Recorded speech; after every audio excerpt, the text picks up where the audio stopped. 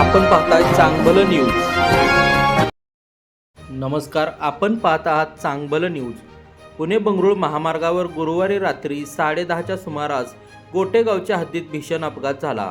कराडहून साताऱ्याकडे जाणारी भरधाव कार पुढे चाललेल्या अवजड वाहनाच्या मागील बाजूस धडकल्याने कारचा पुढील भाग पूर्णपणे चकनाचूर झाला। या अपघातात कार चालक किरकोळ जखमी झाला असून अपघातानंतर संबंधित वाहन चालक घटनास्थळावरून निघून गेला आहे। अपघाताची माहिती मिळताच शिवराज क्रेनचे सचिन भोसले बुवा यांनी डीपी जैनचे पीआरओ दस्तगीर आगा यांना कळवले।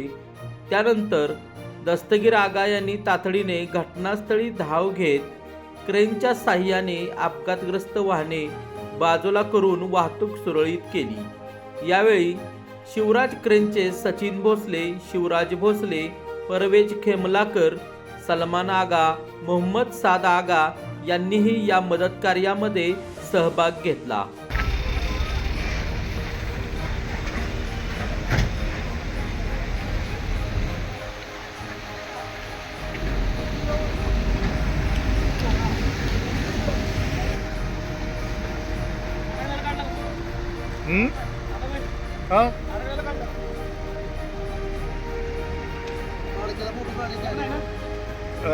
फोटो